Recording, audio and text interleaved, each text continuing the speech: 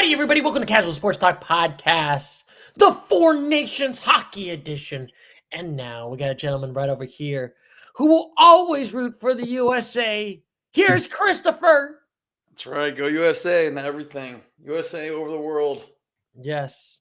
And now we got a gentleman right over here who will always still laugh at Canada not winning a Stanley Cup. Here's Douglas. Well, yeah. 31 Get out of here, Canada. Austin Matthews, no trophies for you. Has Canada really never won a Stanley Cup still? 31 years, no cups. They got no cups to drink out of for the next 31 years. Yeah. Well, I'm 31 years old, Stu, so oh man, I've never seen Canada win a Stanley Cup in my life. Yeah, they come close, but then they have a thing. I feel like your poor nephews that never got to see like Tom Brady win a Super Bowl, Stu. This is crazy. Yeah, this is how you feel. It's like my poor nephews in this world. I know we're talking about football. They never saw Tom Brady or the New England Patriots win a Super Bowl in their lifetime. It's a disappointing thing. Look at those poor babies. They're 3 years old. They don't know the greatness. When we talk about GOATs, they're not going to be like, oh, Mahomes. Oh, I don't like this Brady guy. He's old. But don't worry, you can talk about the 1990 Dallas Cowboys to them like it was yesterday. Oh, yeah. When I was a kid, I was screaming up, "Cuckoo, caca, Troy Aikman, Emmett Smith, yeah, we them boys." Stu, do you think you actually remember those, or do you just remember watching YouTube videos in the last year about them? Oh, I remember them. I think that answer sums it up right there. How dare you? Especially Stu, like in all seriousness, I don't really remember sports like watching sports like until I was about 10 or 11. Like that's when I remember like watching some Red Wings. I remember watching the Pistons win the title in 04. But I don't remember anything from the 90s. I couldn't tell you anything about like the 97 Red Wings championship.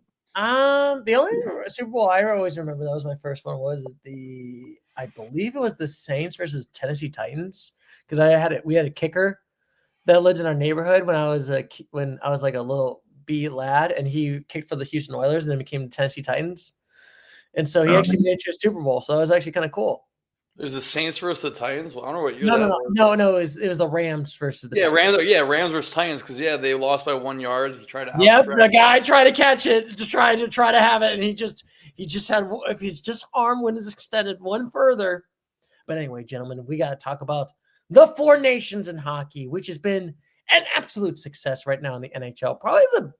Is this the biggest success for the NHL in years?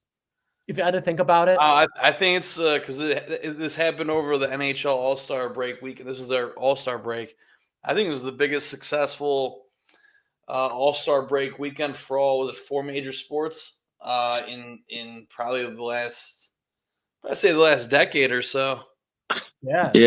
I actually remember this. I tried to watch some of the NBA All-Star stuff, and it was just like, this year I watched the new format. Like, I didn't like the playing up to 40. Like, there were some fun moments, but like, it definitely was a lot more invested in the Four Nations than any of the other. Guy, but I remember people are just so complaining about the NBA just being so bad now. I mean, this year there was more effort. I will give them that, but it was still nowhere near the standard of this Four Nations. Yeah, I mean, and the crazy part, I know we're probably going to get to hockey, but I want to get my ranty rant. I mean, it's crazy to think like the NBA is losing ratings right now. I think, honestly, is hockey surpassing the NBA now? No. Yeah, probably not quite. But overall viewership, no.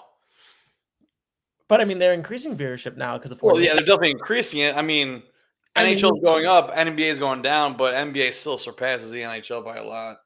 It's cool that the NBA or the NHL received a lot more viewers because of the Four Nations tournament, or whatever you want to call it. It's cool that they did that. I just hope that one day it does surpass that hockey or NHL surpasses the NBA. That'd be amazing. Viewership. I mean, for me, hockey is definitely the second most fun sport to watch. Like, it's like I was just watching the Wings before we put this on, and it's just fast paced, physical, fun, like skill. Like, it just.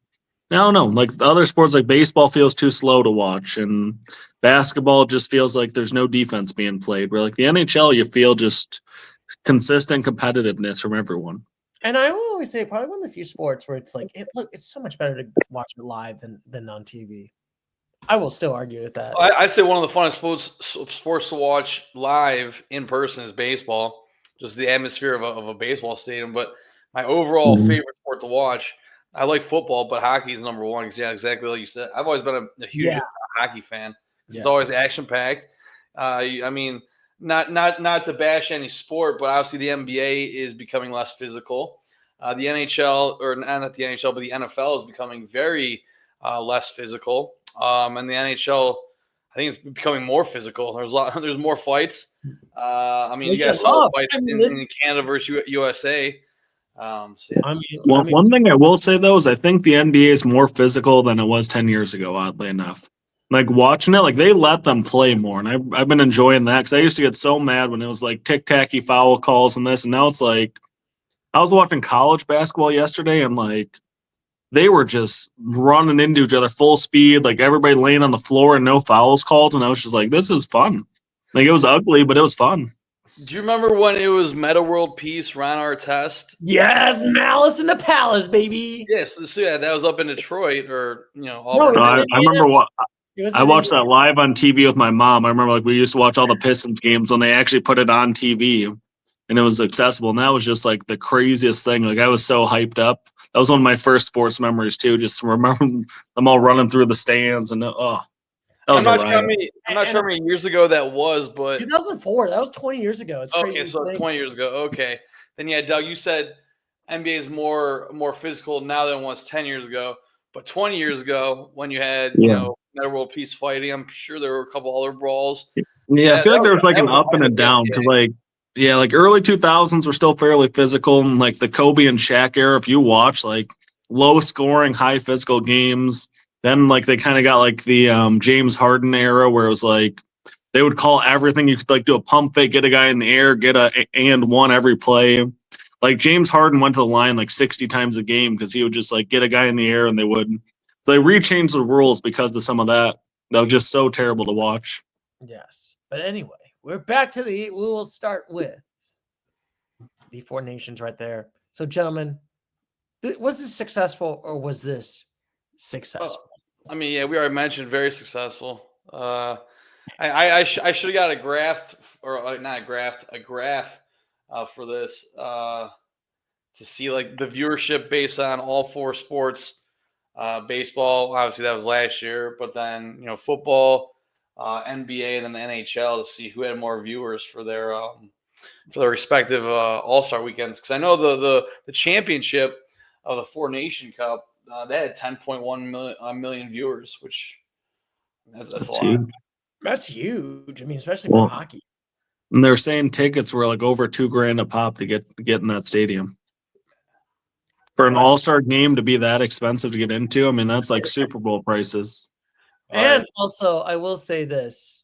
Finally, Canada gets to win a championship in TD Garden. Like the latest. Oh, well, yeah, in TD Garden, yeah. So, I mean, I think Canada wins like every global competitive hockey event, though. Didn't they win the Olympics in 2010 as well? Yes. I mean, so maybe it's the USA that should be jealous of them, Stu, because we can't beat them in this sport. I mean, granted, because of current political situations, it would have been interesting to have Russia in there. It would be interesting. I think it would be kind of interesting to have that. Yeah, there would be more countries. A lot of people were bummed there's a few more countries that weren't included. Yes. Viva la Mexico. Come on, have the Mexican hockey team in there. So, yeah, this I guess this is considered a championship when Canada beat United States 3-2 in overtime. Yes. But like after they win the Stanley Cup or after they win the World Cup of hockey or the Olympics, they hoist the trophy up and they carry it around the rink.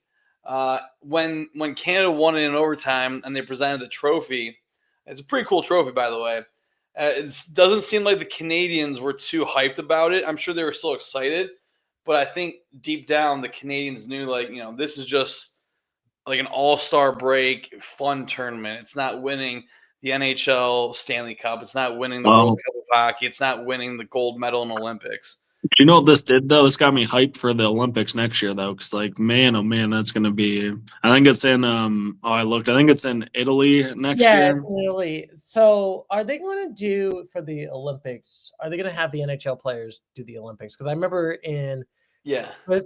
for South Korea, they did not. They said, no, we're not letting any of our star players go. I think the NHL might have already announced it that for the Olympics that the NHL would take off for their All-Star weekend, which was what the Olympics go for 2.5 weeks. So that'd be the NHL's All-Star weekend, sending their players to the Olympics. Which I would be happy for that. I want that. Let's have that. Oh, well, I mean, that's what hockey fans want too. You know, we don't want some of the best players in the world sitting here playing in U.S. stadiums. We want to win the global. We want global viewership of the sport. We want global greatness. We want the USA to get gold medals, and we will make hockey the greatest of all time. Is the NHL truly the best hockey league in the world, do you think? Ooh. I mean, I don't know my hockey leagues around the world, but I've seen video clips of other areas. I'm not sure how I'm not sure how Russia's handling their hockey leagues this year. Yes, with their special military hockey operation. Yeah, but like, yeah, there has to be another country that has a crazy hockey league, but maybe the NHL is the best. I think it is the best because I think a lot of the NHL players, once they retire, still play for a few more years in like a Russia or like some of those leagues. Like there's I can't think of what it is, but it's definitely a major Russian league that's pretty solid as well, I'm pretty sure. Mm-hmm. But anyway, gentlemen, I guess what is your thoughts on Canada beating up on USA right now, 3-2, but not beating them up? I mean, they didn't have some. We did have some great corrections too. We did have some legit. We did have some theoretically beat up and literal beat ups in this. Well, I mean, the USA, man, they had so many chances. Like, hats off to Jordan Binnington, man. Like, he robbed 2 or 3 chances in that overtime where it looked like the USA had it. Like, he made some stops, and then after he made like his 3rd or 4th crazy stop, you're like, this is not good, man. Like, you just kind of knew McKinnon or McDavid or Crosby or somebody's going to score eventually if we can't get it in, and that's what happened. Yeah, you can't leave McDavid wide open in front of the net. Well, he was pretty much right in front of the net. I mean, he was 10 feet away from it, but yeah, you can't leave him wide open because that will suffer the consequences, and that's exactly what happened. Yeah, consequences indeed. And now, I guess I will say, do you think Canada is going to win the gold medal for next year in the Olympics? I mean, I think they should be the favorites. I mean, you have McKinnon and McDavid. It's kind of hard to. I mean, the USA though. I mean, they proved that they're right there too. I mean, it's like 1A, 1B type of situation, but Canada should deserve to go into it as the betting favorites at least. Yes, get the Swedes in there. Swedes could be number 1. Well, if Swedes were number 1, they would have been the championship games too. That's true. That is true. my 3% Swedes in my DNA when I took my ancestry DNA is saddened that the Swedes did not win. Yeah, I mean, with the turmoil over there and with Russia and Ukraine, is Russia going to be allowed to participate in the Olympics? I don't know. Well, they usually. I thought that they were. Well, maybe I guess that's something else. I was gonna say they let them participate, but like not represent their country type of thing. Yeah, they do have to do like the weird like the Olympic team. Yeah. The representatives from Russia, but not Russia. Yeah, remember that from the Summer Olympics. Yeah. Back to Stu's question: is Canada going to win the gold medal? I wonder if they're favorites. I mean, I know you guys. I was trying to think: has Canada has won the gold medal in the NHL? They just won it in 2010, the last like major hockey Olympics. They won it. And it's been a while for us, USA. Been since the 90s, I do believe. Boo. Just like those Dallas Cowboys, am I right? So based off that, I don't think USA is favored to win next year's Olympics then. Well, I guess what they were saying is the reason that we're kind of equal is just because of our goalie. So hopefully he's still at that all-world level and can keep us in it. Mm-hmm. But we'll see indeed. Now, gentlemen, I guess we got an interesting story we need to talk about. And it's about some outdoor hockey right now. We got some Red Wings versus Blue Jackets hockey coming soon. Yeah, he's upcoming Saturday. Well, I think that's a 6:00 game. Yeah. That'd be pretty cool. I can't. You know what I don't like about it, Stu? This is going to be a small critique. I don't like that they have it like kind of as a Michigan-Ohio thing, but the Michigan colors are red and the Ohio colors are blue. It's messing with my head, man. I want to root for the blue team in Columbus. Root for the I'm having Blue a hard team. time. Now I got to root for the red team in Columbus. I'm having a mental hard time wrapping my head around this. No. Douglas, you can root for the blue team in Columbus this Saturday. I can't do it, Stu. We're battling for a playoff spot. You guys can are right even- there on our heels you for can even that say wild that- card. You can say the two greatest words: "Go Blue Jackets." See, I can't do it, Stu. Come on, As much as I love blue taking over Columbus, just can't do it. Just say "Go Blue Jackets." Stu, you know, I had a question for you though, because you mentioned this last time that they should do it again at the Big House. So I have to ask you: are you saying that the Big House is a better venue for sports than Ohio Stadium? Is that what you're saying? No, both of them are good sports for. Oh, all right. I just had to clarify because I was confused because I was super stoked for this venue, and you were saying that it should have been at the Big House. It should be at the Big House in Ann Arbor compared to the shoe in Columbus. Exactly, Stu. Columbus, the Blue Jackets play in Columbus. It makes the most sense. No! Yeah, I didn't hear him say it, but it must be true. I didn't say it. Well, I think we were talking about the concert that's coming to the Big House, and you're like, yeah, they should redo the one in the Big House. And I was like, yeah. Nice. Who's playing at in Ann Arbor? Zach Bryan. Yeah, it's going to be the most spectated concert in history, I think, because it'll be like 115, 120,000 people. Dang, that's crazy. Yeah, it'll be pretty cool. It's gonna be but what's the weather like for this game? Is it going to be prime weather? Are we going to get them snowy conditions? What is it looking like? I'm kind of wondering because it's like really warm and since I live in the Ann Arbor area, it's. Wait, you're talking about for the game in Columbus? Yeah, because I love the one of the Big House because it was like a snowy day and it just felt like a winter classic. Where this one being in March, I'm kind of nervous it's going to be. It's not going to be like that. I mean, up here in Cleveland today was like 50 degrees. It's supposed to be right around there and on Saturday. Actually, it's getting colder on Saturday, but obviously Cleveland's 2 hours away from Columbus, so it might be different. And ESPN's not really giving me a weather forecast for what it's supposed to be like in Columbus, but. Oh, you can just look at weather.com. That's how you do it. Bruh. Are you looking or should I take a quick gander? Yeah, I'll give it a quick search here. I'm trying to, man, but unfortunately they're giving me terrible ads. That's why you don't. I feel like this game should have been played like a month ago, though. I'm a little bit. I feel like they waited too long. But I mean, it is kind of fun because it's like peak playoff race really getting underway. But I don't know. It feels weird because it's getting warm. Maybe that's why they're having it at 6 p.m. instead of like noon, because 6 p.m. in Columbus is supposed to be like 30 degrees. Oh, but 38. There's like no chance of snow whatsoever. Oh man.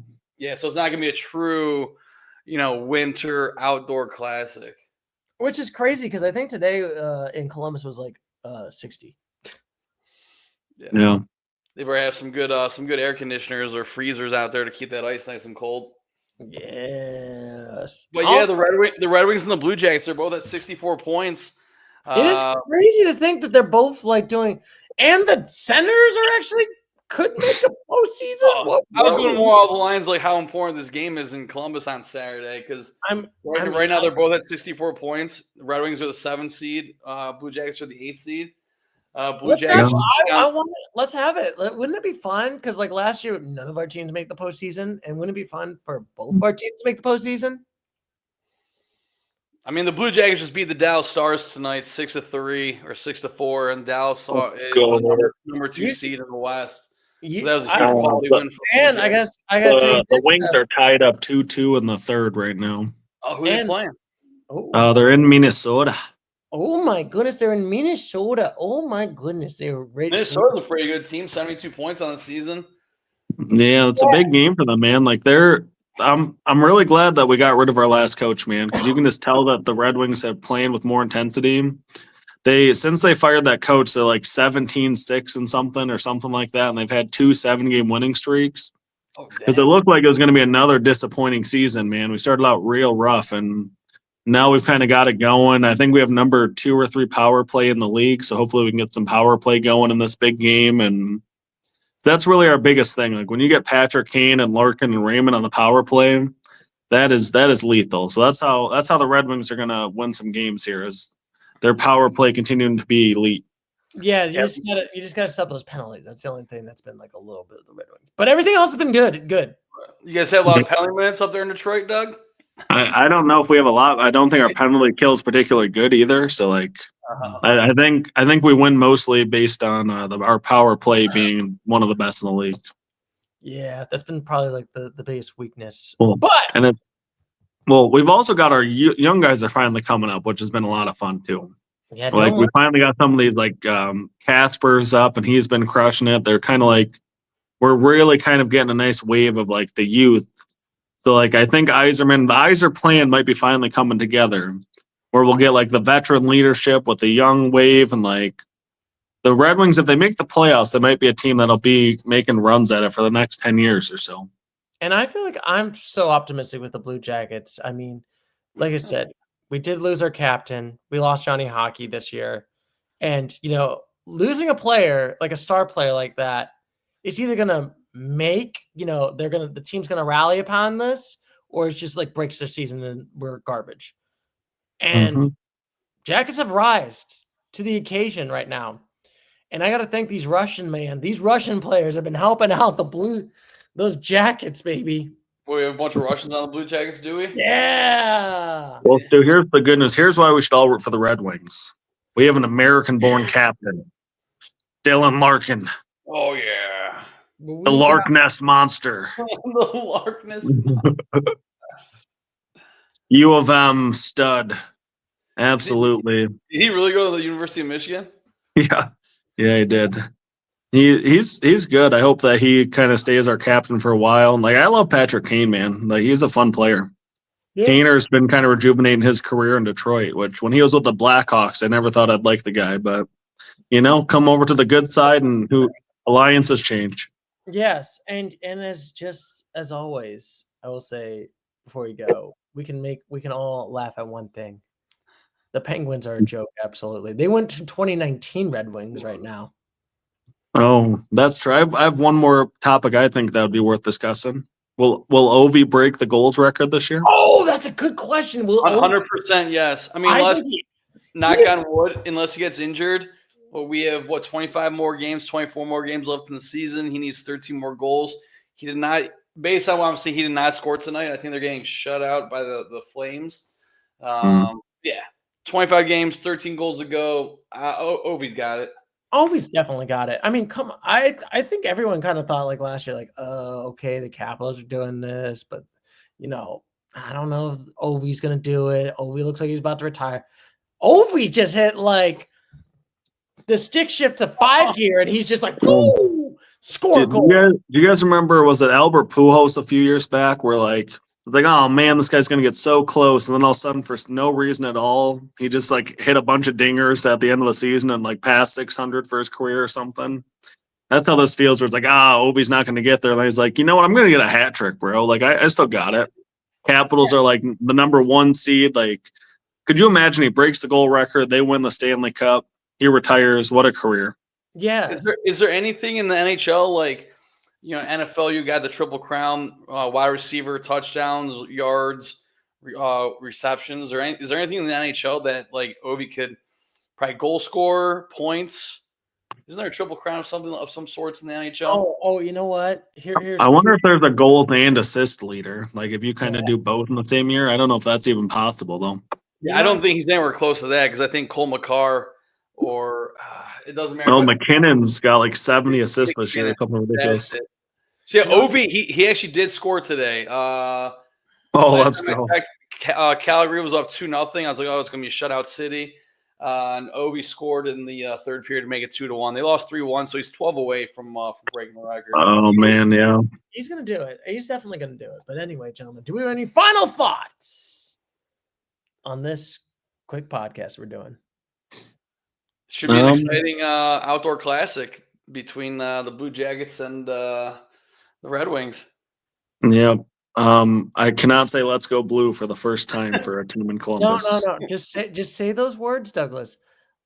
Go Blue Jackets. But he's not rooting for the Blue Jackets. He's rooting for the Red Wings. Yeah, Stu, I'm really glad the technology is as good as it is because now I can do little sound bits of you and just like play them on repeat for like the Michigan Ohio State's games. Oh yeah, go Blue! Stuart's already go. I'm just gonna get that and put it over a loudspeaker. Maybe I'll pay U of M to like play that at the stadium. Oh. Put Stuart on the jumbotron or the big screen. Oh, that'd be fun. Out jackets. Boo all of you.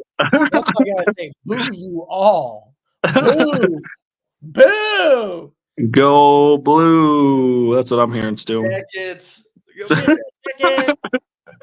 Anyway, gentlemen, that is pretty much it for this quick podcast we are doing. So next week, we got to buckle up a little bit because we're going to start talking about the Metro Division of the NHL because we're in the hockey season, baby. Aren't you excited, Christopher? Metro, or I mean, the NFL Combine's going on right now. We could toss them in there, but yeah, Metro Division. Isn't that the division that the Blue Jackets are in? Yes, we're going to talk about the Blue Jackets. Yeah. And the Red Wings are in that division too. We're going to talk about what if the Cap can. Ovechkin can score and get Gretzky's goal, and can we still laugh at what's happening with the Pittsburgh Penguins being an absolute disaster? Man. Your hatred for the Pittsburgh Penguins is outstanding. How are the Philadelphia Flyers, Stu? Is Philadelphia doing okay this year? Oh, they're mediocre. We all love Philadelphia. Oh, they're mediocre this year. I'm not gonna lie, they're mediocre. They're not making a postseason. That's a shame. Thankfully, we still have the Eagles. Caw. Depends on how Ovi does in these few games. They played Detroit in 5 games, but then in 10 games they play Detroit again. So Ovi can do it when they play Detroit. It's a home game too for Washington. Yeah, man. I would love to see that. I would love to see them break it against the Red Wings. Yes, indeed. Because it's not going to happen against Columbus. They play Columbus twice. It's not till April.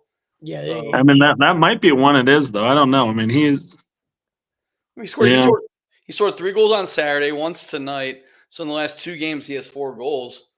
I mean, he's not going to be doing that every single 2 games across the 2-game spread. Yeah, I just hope he breaks it this year. You think he's going to retire after? I mean, I thought he was going to retire after this year. I'm not sure how many years he has left. I think he'll probably retire. Yeah, I mean, if he doesn't get it, I wouldn't be surprised if he ran it back. But if he gets it and they somehow win the Stanley Cup, like you have to retire. That's a beautiful. It's over. It's over. That's a love story right there. It's as always. It's over indeed. And anyway, gentlemen, I won't catch you later, Mr. Gators. As always, thank you so much for this quick podcast. And as always, take care. Bye-bye.